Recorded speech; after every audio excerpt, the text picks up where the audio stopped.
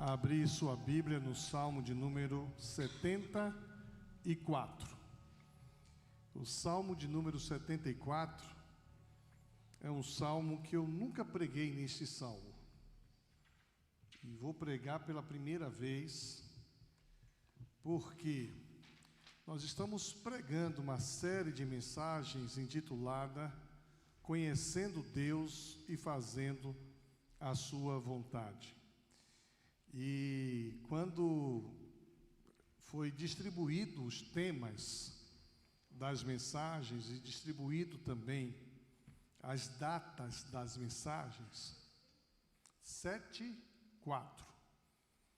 E quando eu recebi o tema Ajustando Sua Vida a Deus, quando eu recebi esse tema, na minha cabeça veio a ideia de pregar o Salmo do Asaf.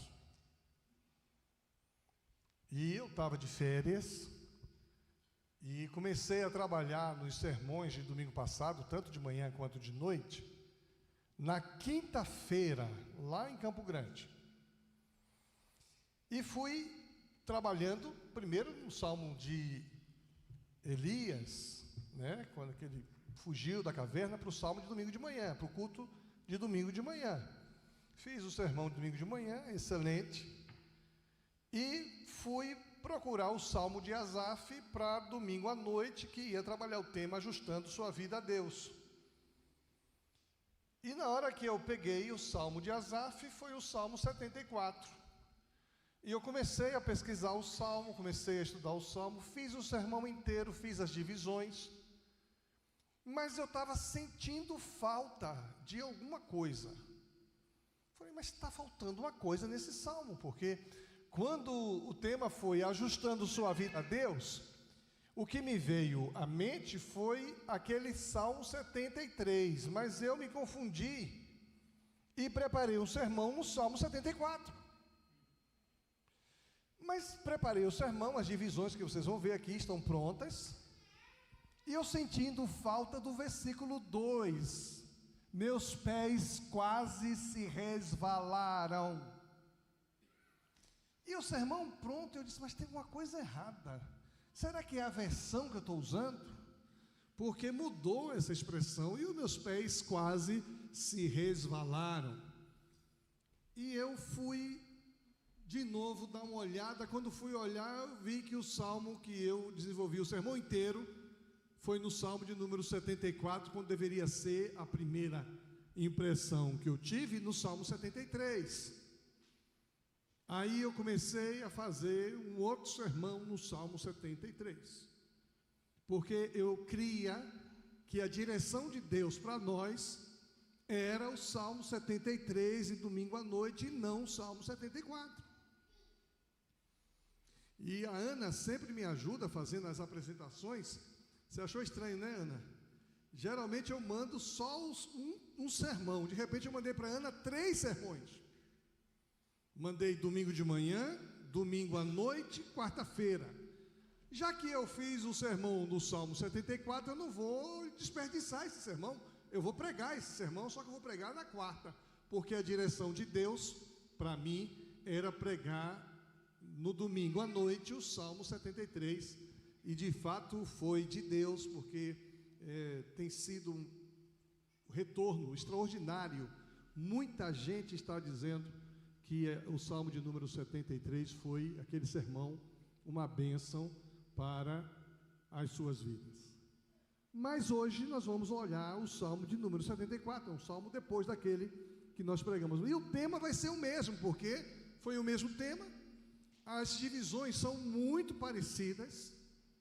Então eu queria ler com vocês o versículo de número 20, versículo 21 do Salmo de número 74, com essa perspectiva, ajustando sua vida a Deus, que foi o que nós trabalhamos domingo passado à noite, no Salmo 73. O texto diz assim: lembra-te das promessas da aliança, pois a terra está cheia de escuridão e violência. Não permitas que os oprimidos voltem a ser humilhados. Em vez disso, que os pobres e os necessitados louvem o teu nome. Interessante que é uma oração, o salmista, que é o mesmo autor do Salmo 73, que é Asaf, dos chefes do coro, um dos chefes da música lá de Corá, da região, do tempo de Davi, ele faz uma oração a Deus, e eu peguei parte desta oração, dizendo: Deus, lembra-te das promessas que o Senhor fez através da aliança com o teu povo, pois a terra está cheia de escuridão. E essa escuridão que a terra está cheia não é a escuridão física. Eu sou uma pessoa que gosto de luz. Esse ambiente aqui para mim é um ambiente escuro. Eu, por mim, tinha mais luz aqui. Eu gosto de muita luminosidade. Ambiente escuro eu não gosto, mas dificilmente alguém gosta de ambiente escuro. Eu só gosto de ambiente escuro para dormir. Tem que estar muito escuro. Mas fora isso, não gosto de escuridão, mas a escuridão que a terra está cheia é uma escuridão espiritual. Por isso, quando Jesus vem ao mundo, o profeta Isaías vai dizendo que o mundo que andava em trevas viu uma grande luz. A escuridão que está no mundo é a escuridão espiritual. E essa escuridão espiritual tem dominado o mundo. As pessoas olham apenas para aquilo que corresponde imediatamente aos seus anseios. E aí não tem condições de enxergar o que está além do momento que se vive. E aí a gente começa a perceber que o salmista, ele expõe o momento que Israel vive, o momento em que ele próprio presencia, como sendo aquele momento de opressão e aparente progresso, aparente conquista dos opressores. A terra está cheia de escuridão, a terra está cheia de violência. Que tipo de violência a terra está cheia? De todo tipo de violência. Violência de uns contra os outros, violência de uns consigo mesmos. Tem pessoas violentando a si mesmo. Pessoas que violentam o seu próprio corpo. Pessoas que se automutilam. Pessoas que não gostam do que se é. Não gostam daquilo que Deus fez. E começam a gerar violência contra si mesmas. Não permitas que os oprimidos, ou seja, existe uma realidade que oprime, existe uma realidade que deprime, mas na oração de Asaf ele diz: não permitas que os oprimidos voltem a ser humilhados. Eu tenho aprendido que nada está tão ruim que não possa piorar. Nada é tão ruim que não possa piorar. Você pode conhecer a história de uma pessoa muito sofrida. E a história dessa pessoa é tão triste que você diz: não pode piorar ali, sempre pode piorar. Eu tenho dito, inclusive, que ninguém é tão bom que não tenha o que aprender, entendeu? E ninguém é tão ruim que não possa piorar. Você conhece uma pessoa boa? Ela tem muito que aprender. Conhece uma pessoa ruim? Ela pode piorar muito. Mas a oração do salmista é: não permitas que o oprimido volte a ser humilhado, em vez disso, que os pobres e os necessitados louvem o teu nome. E Jesus vai dizer assim: bem-aventurados os pobres. Quem não é pobre não vai louvar o nome de Deus. Por isso que a Bíblia diz assim: bem-aventurados os pobres de espírito. Porque os ricos de espírito não vai louvar a Deus nenhum. Porque os ricos de espírito louvam a si próprio. E esses são infelizes. Os pobres de espírito reconhecem que existe um Deus no céu, que é o Deus que governa a terra, que é o Deus sobre a nossa vida. O pobre de espírito admite que ele é pequeno, que ele é falho, que ele precisa de ajuda. O pobre de espírito, ele é necessitado da presença de Deus. Ele precisa da presença de Deus na sua vida. Ele tem necessidade da presença de Deus no seu casamento, na sua família, na sua igreja, no seu trabalho. O pobre de espírito, ele sabe que precisa da ação sobrenatural de Deus na sua vida. Então, este Salmo de número 74 é uma lamentação. Uma lamentação que o salmista, ao escrever, está dizendo: olha, vamos todos lamentar juntamente.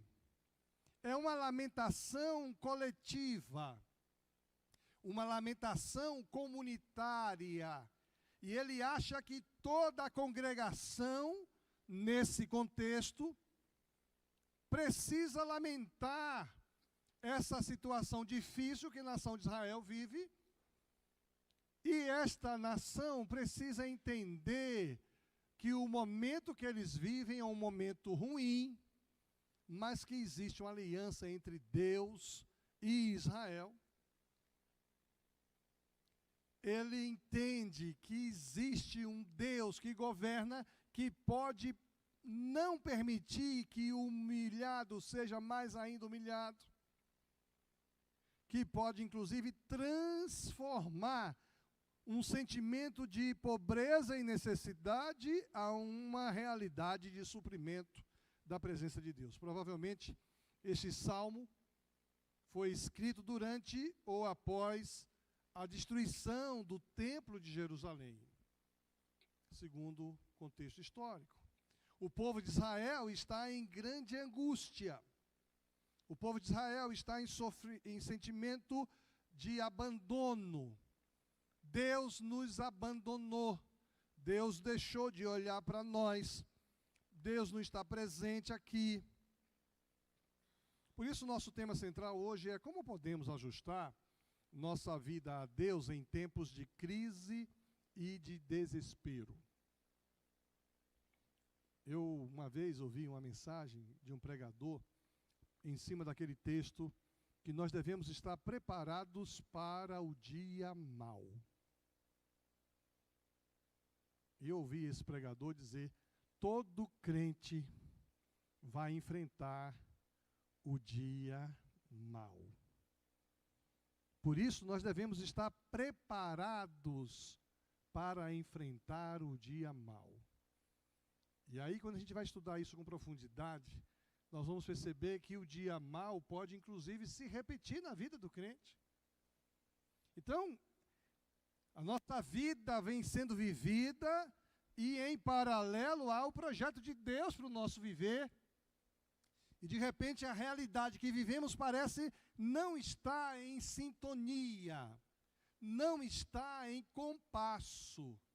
Por isso, precisamos ajustar a nossa vida a Deus, especialmente em tempos de crise e em tempos de desespero.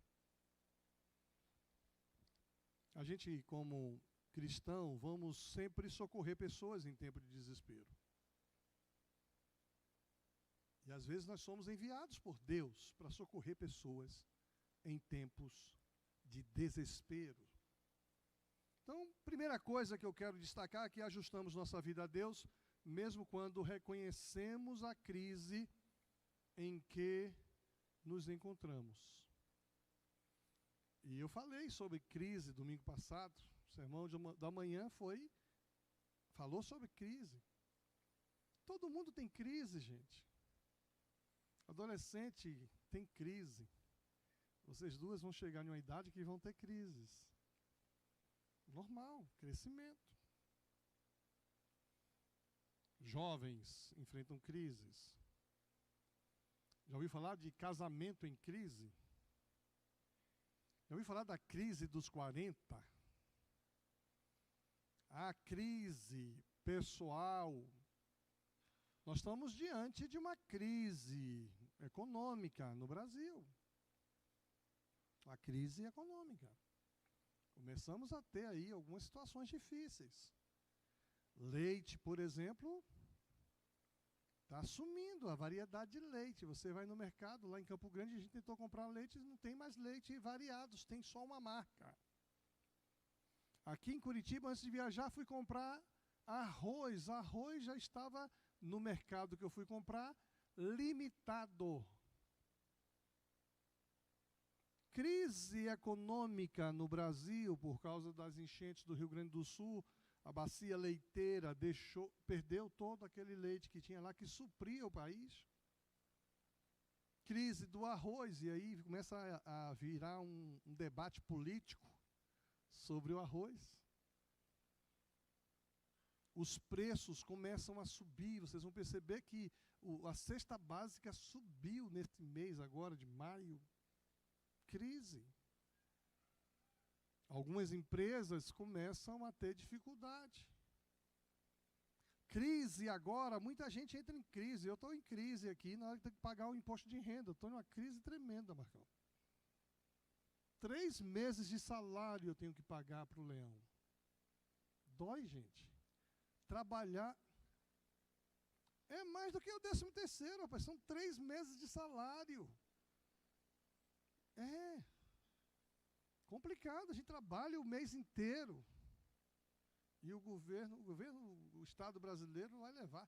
E como o pastor Nilton falou hoje, isso é o que você sente e percebe.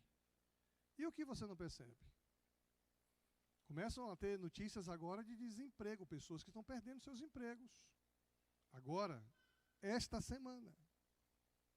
Então, as crises, elas sempre virão. E, à medida que o tempo passa, algumas crises vêm com a gente. Por exemplo, saúde em crise.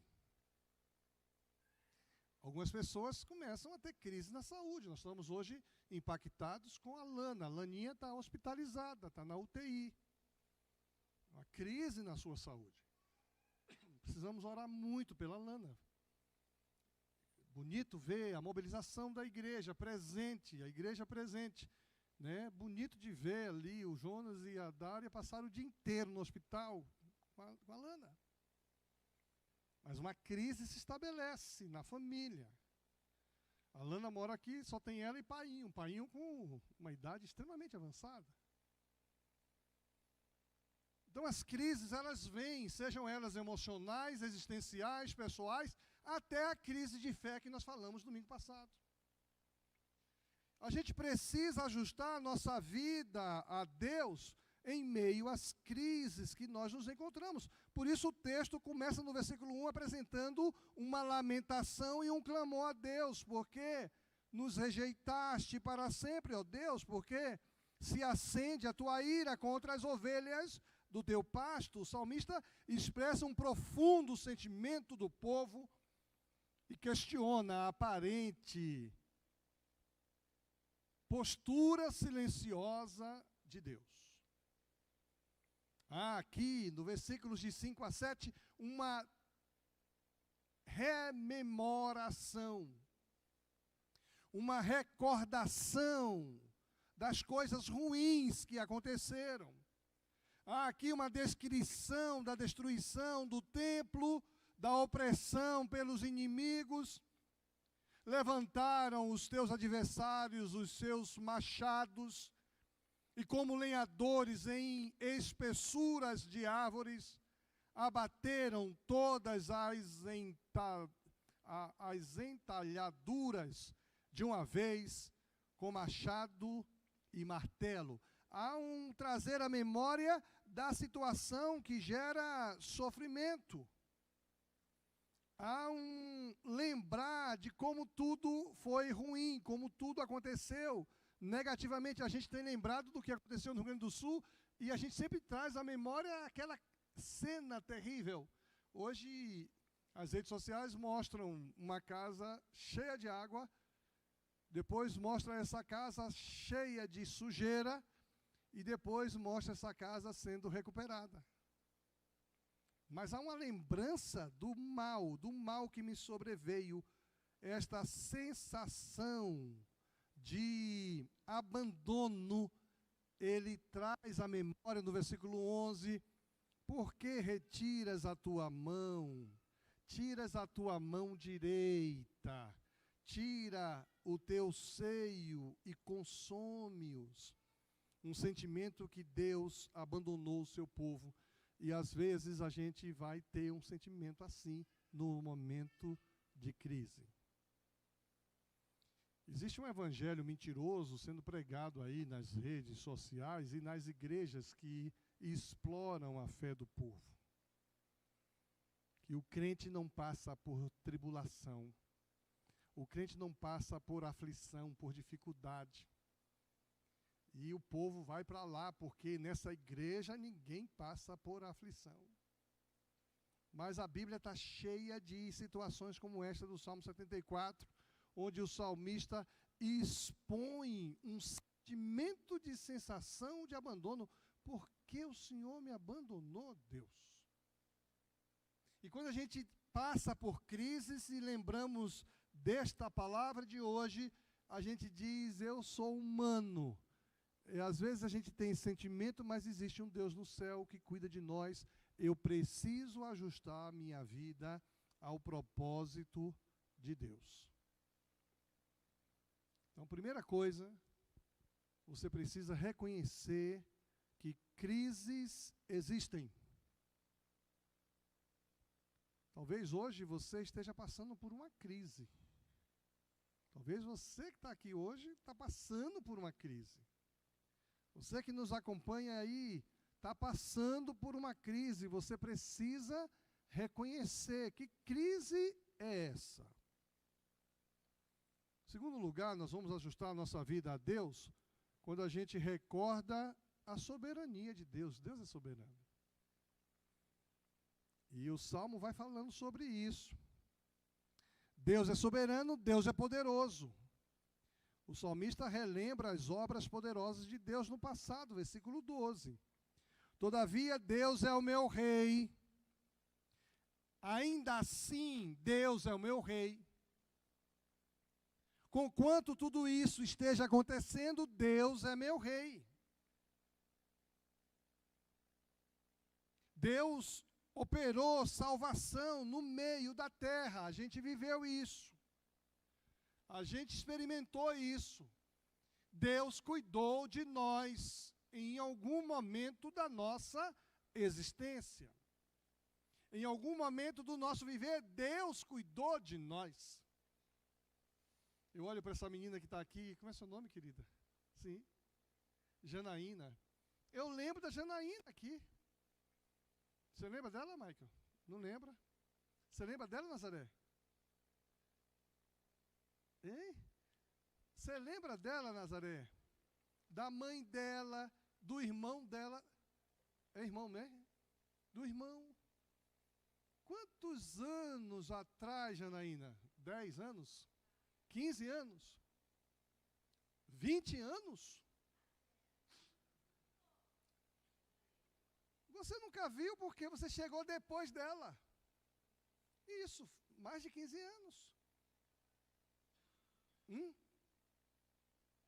Eu estou para 27. É 27. Você está aí comigo. Mas eu olho para a Janaína aqui, me lembro do tempo dela aqui com a mãe dela, com o irmãozinho dela. E lembro, inclusive, de como Deus abençoou a vida de vocês naquele momento.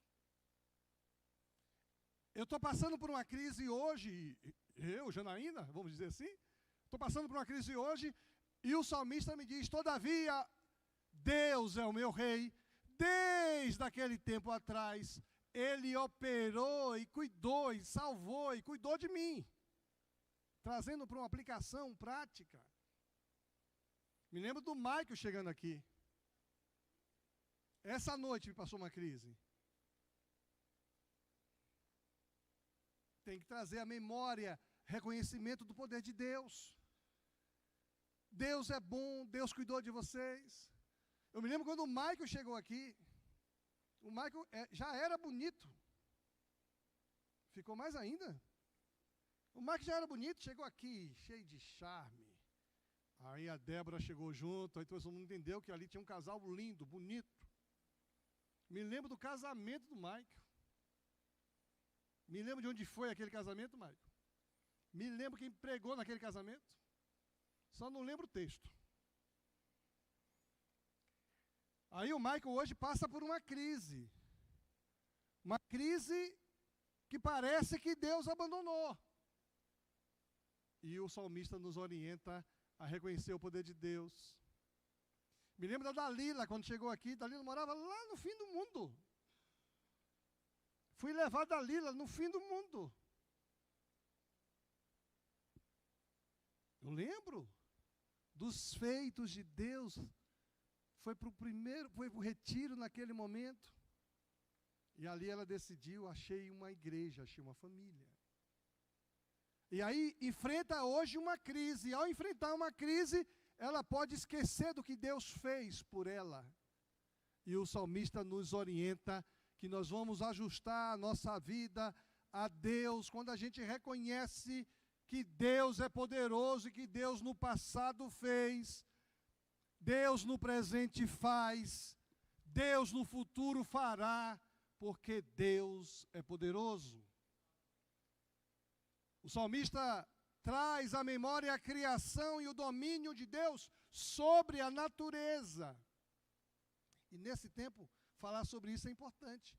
Porque a gente está vendo o Rio Grande do Sul e está culpando a natureza. Está culpando a natureza. Quando a gente culpa a natureza, nós estamos culpando indiretamente a Deus. Porque Deus é que tem domínio sobre a natureza. Mas a gente não leva em conta a violência do homem contra a natureza. Eu fiz menção a vocês já daquela crônica do rio. Eu só queria passar. Mas vocês obstruíram-me o percurso. Vocês ocuparam áreas que eram refúgios criados por Deus para, em tempo de cheia, acumular a minha água, porque a vazão para o mar é pequena e eu só queria passar. Linda essa crônica. E aí quando a gente vê o salmista fazendo menção da criação, ele também faz menção ao domínio que Deus tem sobre a natureza. Tu dividistes o mar, pela tua força quebraste a cabeça dos monstros das águas.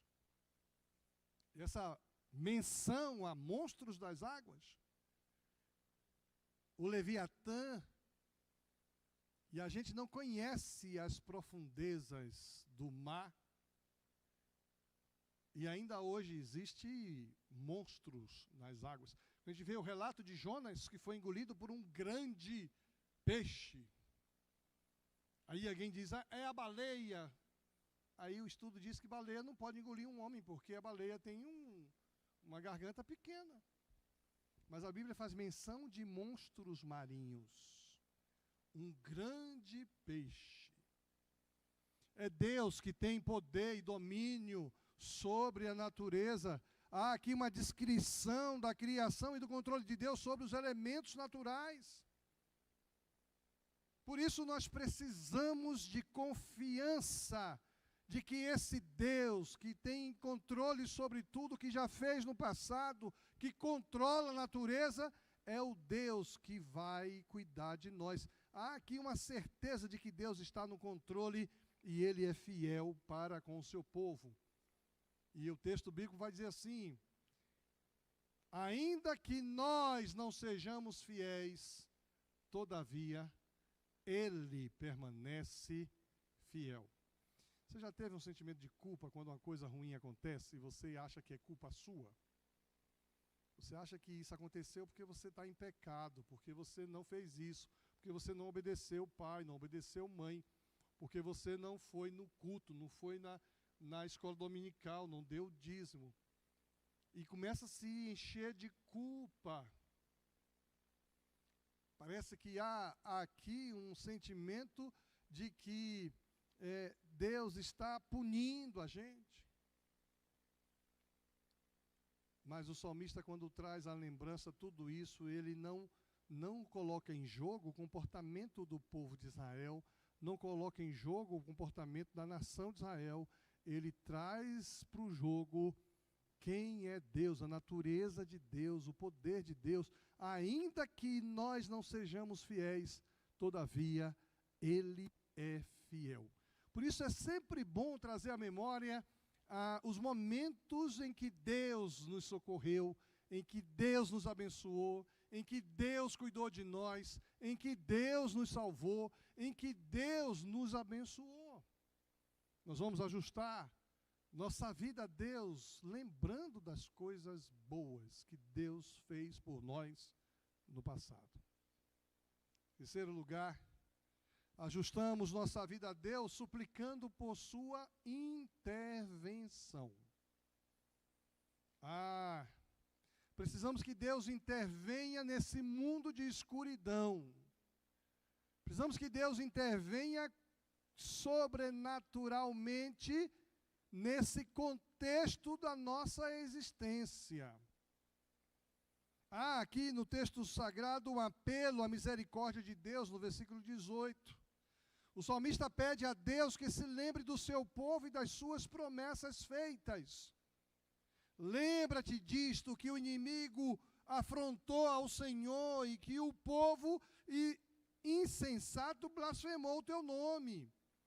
Deus, mesmo assim o Senhor foi misericordioso. Há um pedido por proteção, por justiça. Uma oração para que Deus defenda a sua causa, proteja os necessitados. Não permitas que esses animais selvagens destruam tua pomba. Isso aqui é uma afirmação cheia de significado extraordinário. Os malvados, os agressores, eles são gigantes sobre nós. E nós somos uma pomba. Nós somos sensíveis. Deus não permita que os animais selvagens destruam algo sensível, algo pequeno. Deus, o Senhor parece que se esqueceu de nós, mas não se esqueça para sempre de nós. Deus, volta o teu olhar para nós. A gente vai perceber que há uma oração pedindo justiça, proteção, pedindo libertação. Ele chega dizendo no versículo 22, levanta-te, ó Deus, pleiteia a tua própria causa.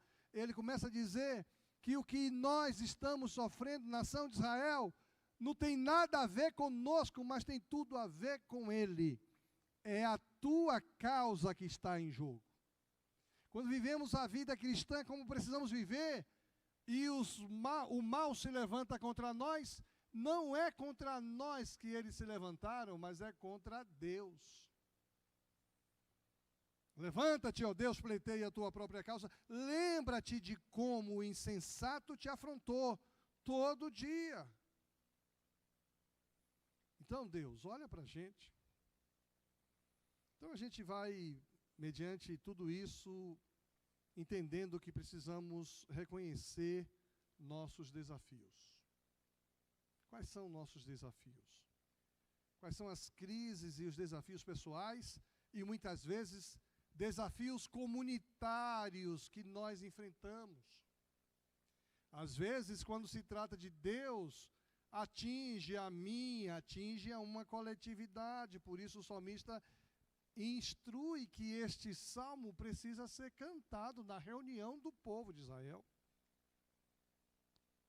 E nós precisamos entender quais são os nossos desafios. Precisamos lembrar o poder de Deus que já operou em nós. Quais são as obras que Deus tem realizado na sua vida, na sua história? Quando sua fé está se enfraquecendo, você vai lembrar do poder de Deus aonde? Um dia desse aí, eu estava me sentindo tão fraquinho. E aí veio uma música que uma dessas cantoras canta aí, que ele vai fazer de novo. Vai fazer de novo. Nem me lembro da música agora. Mas a música diz que ele já fez e vai fazer de novo. Ah, passou a ser um hit no meu carro. Só ouvi essa música o tempo todo. Tu vais fazer de novo. E nas meus stories aí, dos dias, eu sempre ponho um versículo com ele, ele vai fazer de novo. Quem me segue no Instagram, lembra do que eu estou falando. Porque Deus já fez. E Ele vai fazer de novo. Isso acalma a minha alma. Isso tranquila meu viver. Deus já fez. Ele vai fazer de novo. Eu vou lembrar do poder de Deus. O que foi que Deus já fez na sua história, que no momento de crise, de dificuldade, você olha para trás e lembra? O que foi que Deus já fez? Ah, Deus já deu sentido à minha vida. Deus cuidou de mim. Isso fortalece a minha confiança em Deus. Nós somos desafiados a suplicar, crendo na intervenção de Deus. Por isso que em momentos difíceis, nós somos conduzidos a crer que Deus vai colocar a sua mão e vai fazer a coisa mudar. Nós somos convidados a orar fervorosamente, ajustando nossas vidas à vontade de Deus. Deus, tem alguma coisa na minha vida que não está de acordo com o Senhor? Eu quero alinhar minha vida com o Senhor. E eu já vi gente amargurado armar uma metralhadora contra terceiros e matar todo mundo. E lá no fundo, ela olha para si e percebe que o problema não está nos outros. O problema está em si mesmo. Né? E aí a gente é convidado a dizer, Deus, me ajuda a enxergar se somos nós que estamos fora da tua vontade. Precisamos conhecer a sua vontade para ajustar nossa vida ao Senhor. Por isso eu concluo dizendo que confiança em Deus deve ser uma constante em nossa vida. Mantenhamos a nossa confiança em Deus mesmo nos tempos mais difíceis. Ajustemos nossas vidas à vontade de Deus, buscando a direção de Deus. Eu não quero dirigir a minha vida porque eu sou incompetente para dirigir a minha vida. Deus tem competência de dirigir a minha vida. Eu não sei o que é melhor para mim, Deus é que sabe o que é melhor para mim. Nós somos desafiados a ter a nossa esperança renovada. Mantenhamos a esperança de que Deus ouve nosso clamor, Deus age em nosso favor, Deus, conforme sua perfeita vontade, olha para nós. E aí a gente é convidado a fazer uma oração final. Deus, nos ajude a ajustar nossas vidas à sua vontade. Nos ajuda, Senhor, a confiar em sua soberania. Nos ajuda, Senhor, a buscar sua intervenção em todas as áreas de nossas vidas. Deus, nos ajuda a encontrar paz, esperança e confiança na sua fidelidade, e no seu poder. Que a gente possa ajustar nossa vida à vontade de Deus. E aí nós não vamos ter crise. Para o mundo é uma crise, mas para nós é a vontade de Deus. E a vontade de Deus é boa, perfeita e agradável. Aí a gente às vezes é tentado a não querer a vontade de Deus. A gente quer a nossa vontade. E a nossa vontade é desastrosa. Que você possa ajustar a sua vida à vontade de Deus.